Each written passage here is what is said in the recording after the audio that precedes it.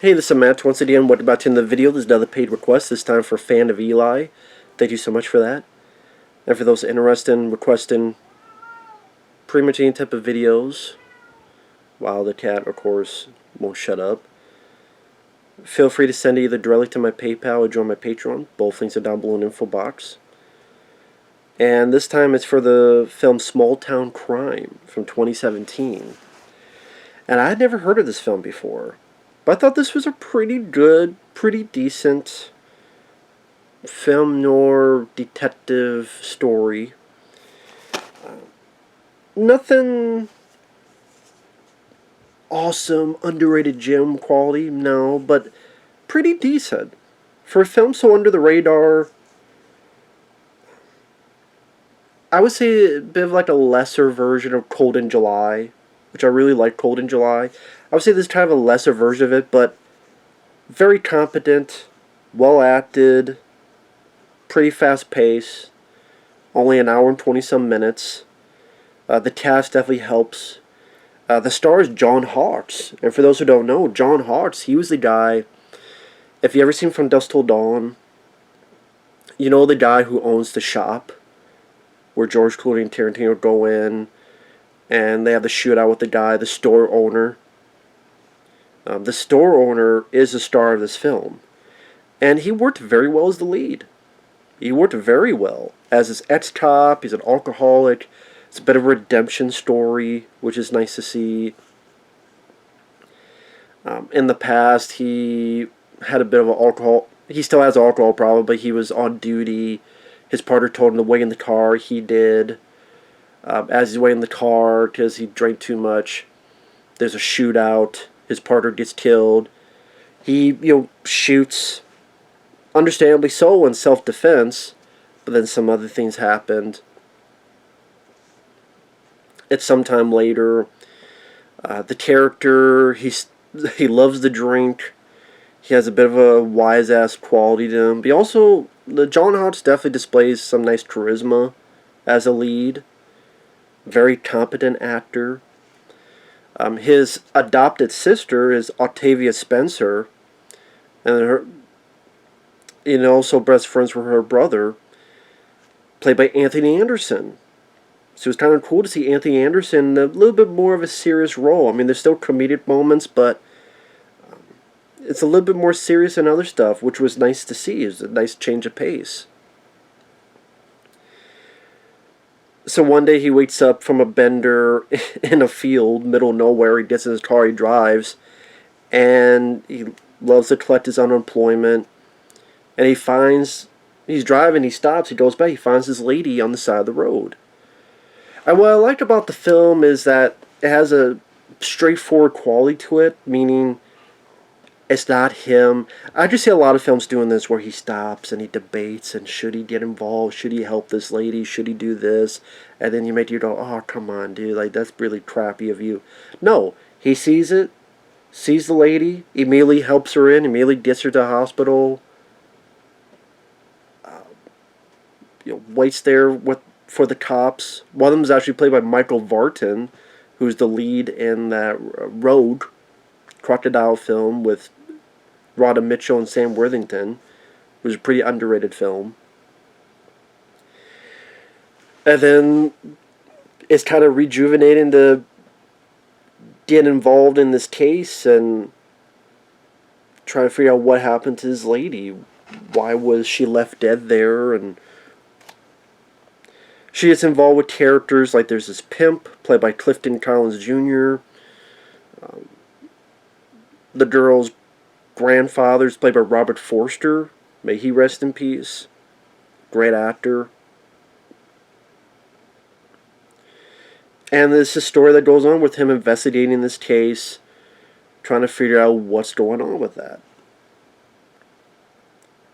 Now, to go on, I would get into spoilers, but like I said, it's nothing that's going to rewrite the book in terms of mystery, thrillers. But what it does competently with a good cast, with a solid lead performance, with there's not a lot of action. There's a little bit at the end in this train yard, which is well handled. There's no shaky cam. There's no bad editing. It does get violent, brutal, as they say. Like the gunshots, they're pretty violent. And it's, like I said, pretty straightforward and pretty short. Like I said, it's a very old-fashioned, pretty solid movie for what it needed to be. I do wish Robert Forster was in it more, and the pimp guy, Clifton Collins Jr., because Robert Forster is such a great actor. Clifton Collins was a very unique personality. I do wish,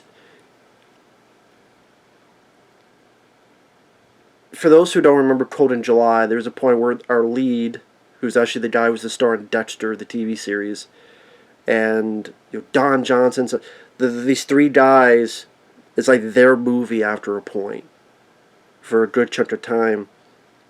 Even though I would like to have seen Don Johnson even more in that, but still,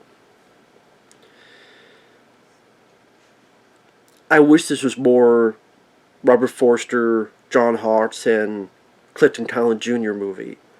Like maybe after the hour point. Well, no, I guess it's like halfway point. If you get to like the halfway point and then the three of them combined and they act as a team, I think that would have been cool to see. Because Robert Forster comes in maybe 4 scenes, including the ending. But yeah, it's still nice to see him in there. And Sally, only a couple years after this, he would pass away. And he's able to work a rifle at the end. Very cool.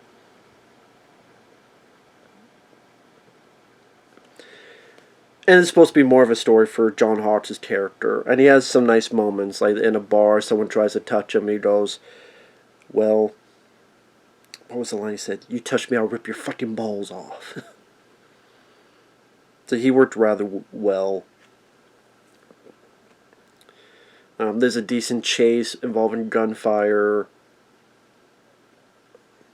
I just have to get more into spoilers now, but like I said, if you like, it's not a big budget film, but the cinematography is fairly decent.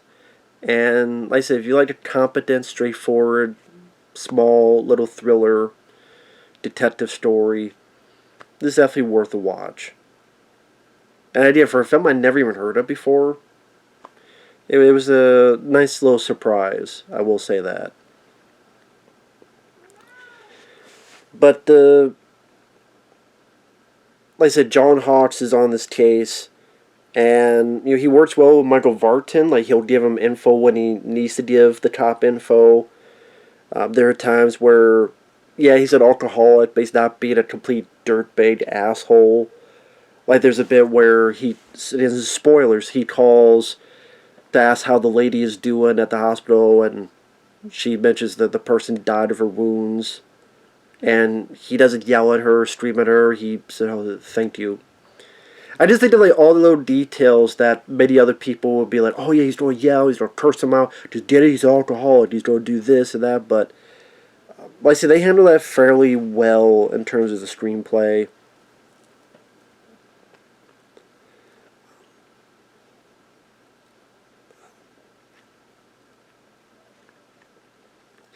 There's a bit that he realizes these two people at the front door, they're not cops, so he escapes. He actually escapes via a bicycle.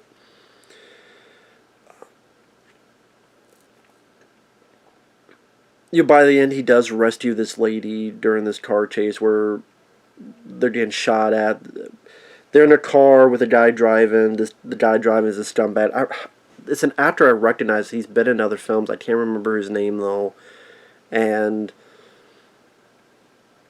what I mean by brutal, like the two bad guys try these two hitmen, and they go into this bar to ask questions, and you tell there's a bit of intensity, and the lead hitman definitely has the right voice for that type of villainous character.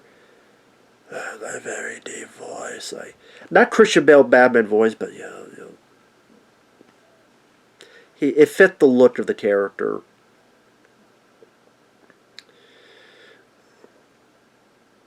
and they're ready to shoot, and we see the aftermath, and you see just how brutal people got shot up. In the train yard in the scene, there were people, like one person gets shot in the face, and John Hawkes walks up to him, and you see like a piece of skin or stuff on the bad guy's face, and he finishes him off, or some practical blood squibs when they finish off the other hitman.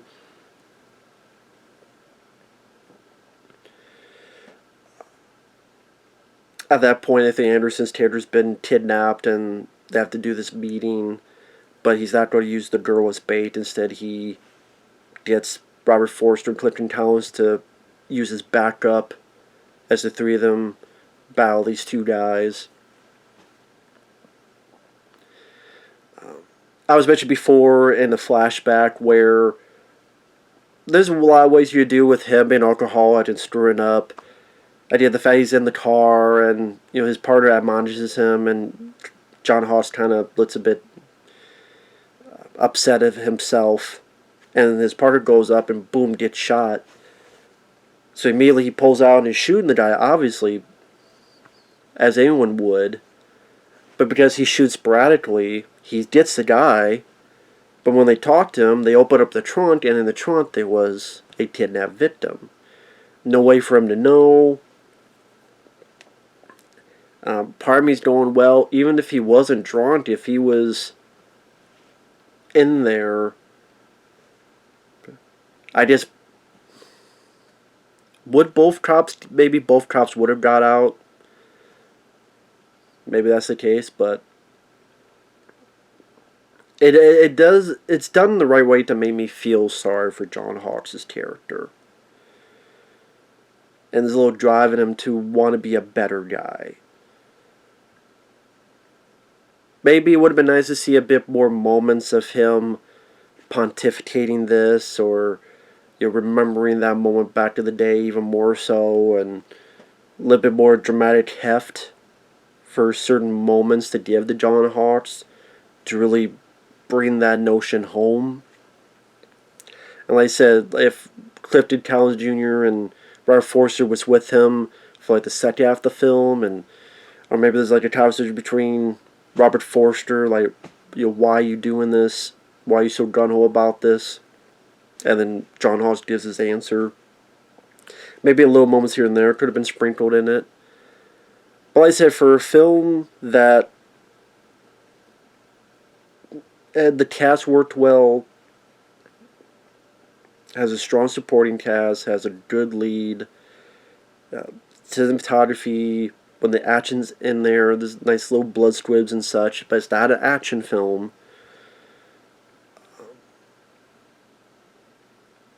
The script is pretty well written for what it needed to be.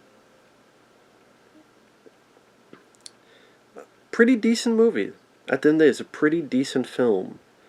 And even with spoilers, I'm not being a bit more vague. I mean, don't expect the second coming of Thrillers or anything. It is pretty much was dumped on VOD. I don't even say VOD, 2017, so your direct-to-video, however you want to put it. Probably a film most people would never even heard of. I don't think it has as much of the atmosphere and the music.